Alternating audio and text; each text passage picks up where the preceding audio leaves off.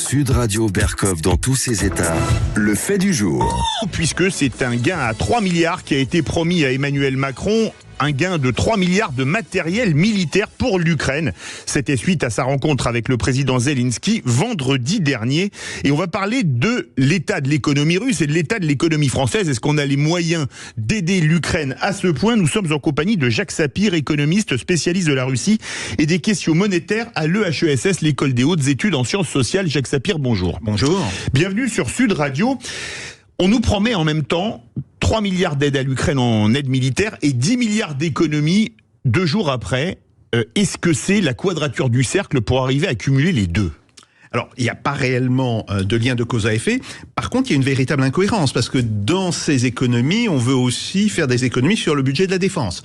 Alors, on ne peut pas à la fois... Qui est déjà pas très élevé, il a 41 milliards, pensions comprises, faut-il le rappeler. Hein. Tout à fait. Alors, on ne peut pas à la fois dire qu'on va donner des armes à un autre pays et soi-même réduire le budget de la défense. Ça, c'est déjà une incohérence. Après, il y a un autre problème, c'est que la France est un des plus faibles donateurs par rapport à son PIB, bien entendu, mais même en matière absolue, par exemple, un pays comme la Norvège donne plus que nous, un pays comme l'Allemagne donne plus que nous, c'est vrai, et on a tendance toujours à gonfler les chiffres que l'on annonce en donation à l'Ukraine, par exemple. Dans un rapport sénatorial, on a fait le compte, 1,7 milliard de matériel ont été donnés à l'Ukraine. Mais on arrive à ce 1,7 milliard en comptant le coût de renouvellement. Autrement dit, ce que nous coûterait le rachat de nouveaux matériels équivalents au matériel que l'on a donné. Car les matériels que l'on a donnés sont pour certains véritablement vieux. Le cas le plus évident, c'était la MX-10 RC. Qui est un char léger, mais qui était déjà en fonction à l'armée française il y a plus de 30 ans. Ah, tout à fait, tout à fait. C'est un véhicule de reconnaissance, enfin de combat et de reconnaissance qui date des années 70. Bon, donc ça veut dire que ce n'est pas réellement 1,7 milliard que l'on a donné, compte tenu du fait que ces armes, d'abord, ne nous ont pas coûté ça et se sont déclassées par la suite, c'est nettement moins. Donc, il y a, et ça, je crois que c'est quelque chose d'assez systématique, une très grande différence entre les effets d'annonce qui sont faits, oui, voilà, on va donner tant, bien, et la réalité des choses. Pour le coup, sur les 3 milliards que le président Macron a dit qu'il donnerait à l'Ukraine, nous n'avons pas aujourd'hui 3 milliards d'armes à donner. Il faut le dire très simplement. Nos stocks sont tellement bas que nous n'avons pas 3 milliards d'armes à donner. Alors, peut-être qu'il inclut dedans la formation des personnels ukrainiens. Ça, c'est possible. Et on sait que la France est un des pays qui fait beaucoup de formation, que ce soit des soldats, que ce soit des gens qui sont là pour entretenir ou réparer les armes occidentales qui ont été données. Mais c'est certainement pas en armes. Par ailleurs, si on compte là-dedans des armes que l'on promet aux Ukrainiens, mais à partir de nouvelles productions, ça veut dire qu'il faudra que les Ukrainiens attendent 2025 au plus tôt, et plus probablement 2026 ou 2027. Mais quelles armes va-t-on livrer, puisqu'on a fermé tout ce qui était usine de munitions de petit calibre, par exemple. On a fermé les usines qui fabriquaient des cartouches pour nos fusils d'assaut qu'on doit importer, que ce soit en 5,56, en 7,62, en 9 mm. On va livrer quoi? Des missiles de croisière, comme on l'a déjà dit, des Scalp, des systèmes conventionnels à longue portée, c'est le nom de ce missile de croisière. On parlait de bombes guidées laser tirées par des avions, des canons César, des munitions. Qu'est-ce qu'on va livrer, a priori?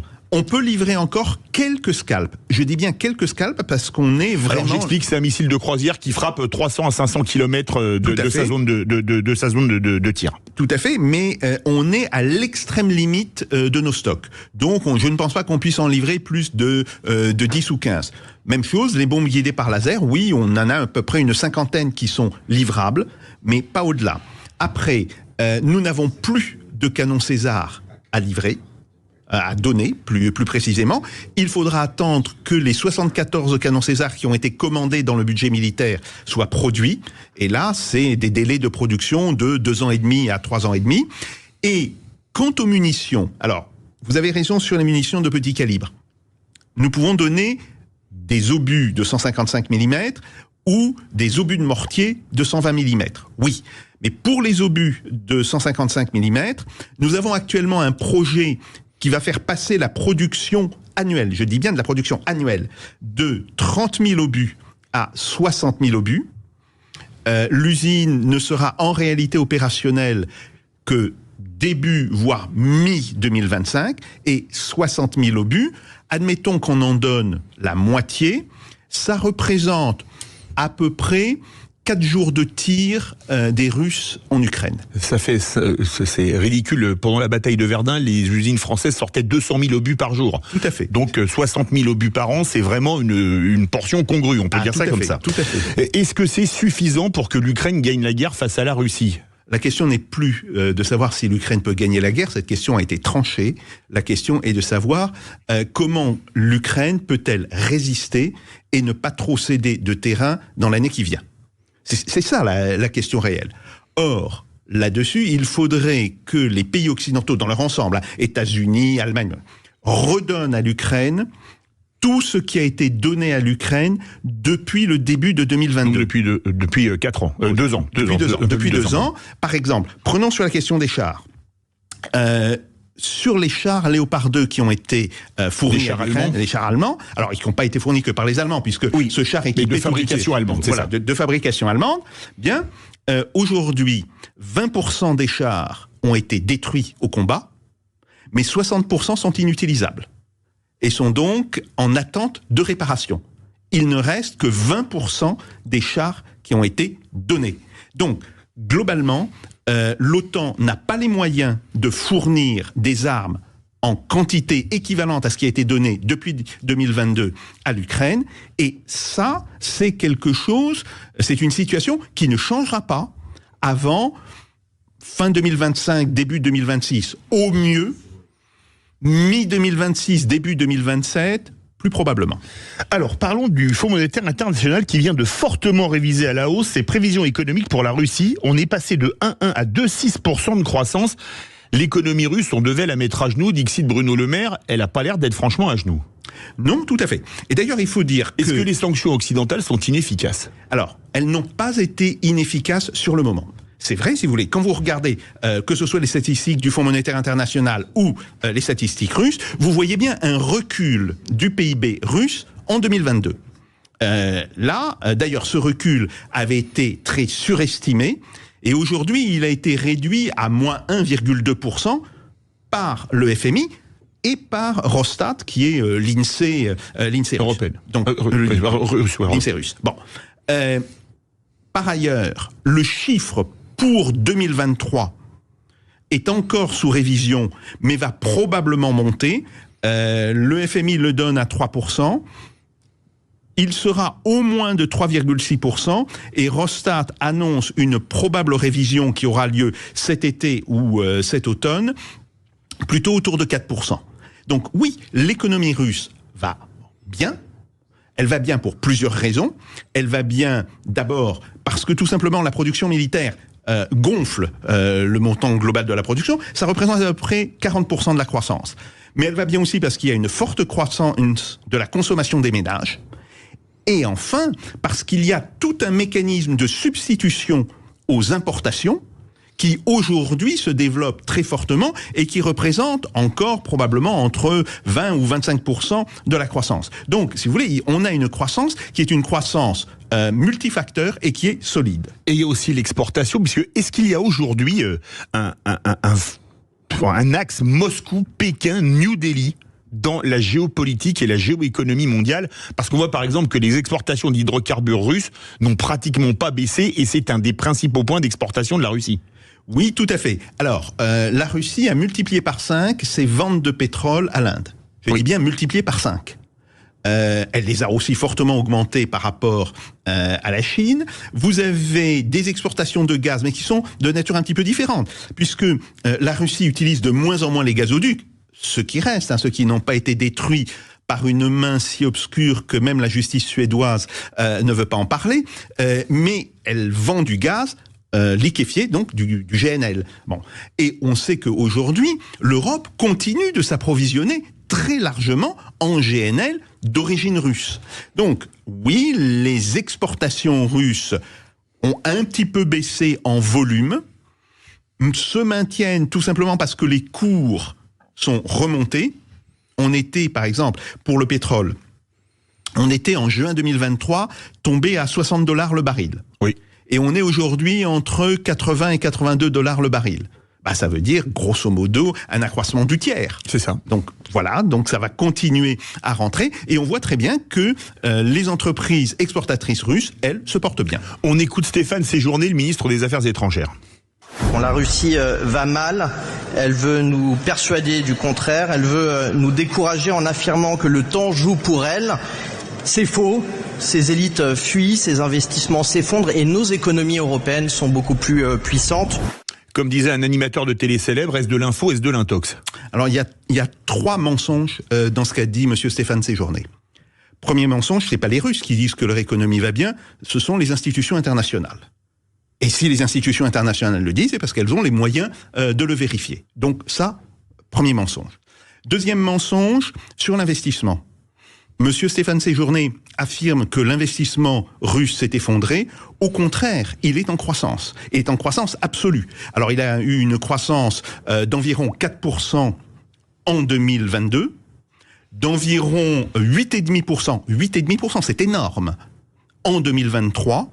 Et on s'attend à ce qu'il ait, en 2024, toujours une croissance de l'ordre de 3,5 à 4%. Donc non seulement l'investissement ne s'est pas effondré, mais il a même fortement augmenté sur les 2 dernières années. Et puis, troisième point, non, les économies européennes, l'Union européenne, ne va pas bien.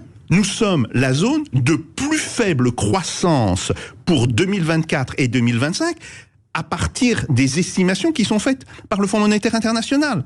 La croissance de l'Union européenne sera sur 23, 24, 25 de 7%, la croissance mondiale sera de 17%, la croissance des pays asiatiques, elle, sera de 20%. Donc, globalement, nous sommes, en fait, les lanternes rouges de la croissance mondiale, et ça, probablement, pour une période de 2 à 3 ans. Quand on constate ce qui se passe, notamment pour les échanges de la Russie, on a parlé de l'axe Moscou-Pékin-New Delhi, on a l'impression, et c'est pas qu'une impression, que le yuan est devenu une monnaie de substitution pour la Russie par rapport au dollar et à l'euro. Est-ce que c'est le cas? Oui, tout à fait. Tout à fait. Aujourd'hui, le yuan fait grosso modo 45% des échanges financiers à Moscou. Alors, le dollar et l'euro sont toujours utilisés, mais ils sont en forte baisse. Et alors, ce qui est encore plus intéressant, c'est que dans les comptes en devises des entreprises et des ménages, le yuan a remplacé le dollar. Donc, on a tout à fait la démonstration que la Russie a effectivement réussi à contourner les monnaies occidentales et à utiliser de plus en plus. Alors, il y a aussi beaucoup de transactions qui se font en roubles, en réalité, en roupies aussi, mais le yuan a une place maintenant tout à fait déterminante sur le marché russe, puisqu'il représente, je vous dis, à peu près 45% du volume des transactions. Vous êtes spécialiste des questions monétaires à l'EHESS. Est-ce que le yuan est en train de devenir la 2e monnaie mondiale avec le dollar, ou la 3e avec le dollar et l'euro? Pas encore, pour une raison très simple, c'est que les Chinois n'ont pas levé la totalité des restrictions qu'il y a à la convertibilité du yuan. Et le yuan, pour l'instant, reste de ce fait relativement limité. Ce qui est plus important, c'est que l'on voit aujourd'hui se développer les transactions en petites monnaies. Alors, ce qu'on appelle les petites monnaies, c'est la livre sterling, le franc suisse, le yen japonais, le dollar canadien, le dollar australien, le dollar singapourien. Bref, ces petites monnaies, en tant que monnaie de réserve, et on peut toujours déduire la place d'une monnaie de sa place en monnaie de réserve par rapport à sa place en monnaie de transaction, puisque on garde en réserve au prorata de ce que l'on fait en transaction. Ces petites monnaies ont d'ores et déjà dépassé l'euro, si vous voulez. Et ce sont elles qui vont progressivement contester la suprématie du dollar. On écoute le ministre des Finances et de l'économie et des Finances, Bruno Le Maire. Je m'engage, comme je le fais depuis 7 ans, à ne pas augmenter les impôts. Nous les avons baissés et nous ne dévierons pas de cette ligne. Les Français n'en peuvent plus des impôts. Nous n'augmenterons pas les impôts. En revanche, on gagne moins, on dépense moins. Donc nous dépenserons immédiatement, dans les jours qui viennent, 10 milliards d'euros en moins sur les dépenses de l'État. Je veux vraiment préciser ce point pour nos compatriotes. C'est pas la sécurité sociale qu'on va toucher. c'est pas les collectivités locales qu'on va toucher. C'est l'État qui va faire un effort immédiat de 10 milliards d'euros d'économie. Est-ce que cet effort, c'est pas le retour de la rigueur ou de l'austérité, comme on disait dans les années 70-80 ? C'est pas encore, mais ça marque effectivement un tournant. Après, est-ce que cette déclaration va se traduire dans les faits ? Ça, c'est une autre affaire, parce que on voit tout de suite que les ministères dans lesquels on veut couper, et on veut couper par exemple sur l'éducation nationale, on veut couper sur le ministère de la Santé, donc sur le financement des hôpitaux, on veut couper sur le ministère de la Défense. Ils vont commencer à protester, et donc je ne suis pas tout à fait sûr que cette annonce de monsieur le ministre des Finances se traduise dans une réalité. Il s'est déjà beaucoup trompé et je pense qu'il continuera à se tromper largement. Il nous reste un peu plus d'une minute. On est obligé d'en parler, évidemment. La mort d'Alexeï Navalny vendredi dernier. Est-ce que le régime russe est en train de se durcir ou pas ? Alors, il s'est déjà fortement durci. Il faut savoir qu'il y a pas mal de gens qui ont été jugés, dont d'ailleurs des partisans de la guerre à outrance, Strelkov, qui a pris 4 ans de prison. Maintenant, ce qui me semble condamnable, c'est le fait que Navalny, étant malade, étant en mauvaise santé, ait été maintenu dans cette colonie pénitentiaire dans l'Arctique et n'ait pas été ramené dans une colonie pénitentiaire, je dirais, dans une région plus proche de Moscou. Ça, oui. Maintenant, il y a beaucoup à dire sur le comportement de M. Navalny et sur ses idées. Quelqu'un qui traitait les Caucasiens de cafards, les gens d'Asie centrale de rats, peut difficilement passer pour un défenseur de la démocratie. Merci beaucoup Jacques Sapir. Je rappelle que vous êtes économiste, spécialiste de la Russie et des questions monétaires à l'École des hautes études de sciences sociales. Merci beaucoup d'avoir été avec nous. On va marquer une courte pause sur Sud Radio. On revient dans un instant. On va vous parler de l'organisme Frontex. A tout de suite, ne bougez pas, on revient dans un instant. Sud Radio Berkov dans tous ses états. Appelez maintenant pour réagir 0826 300 300. Bonjour.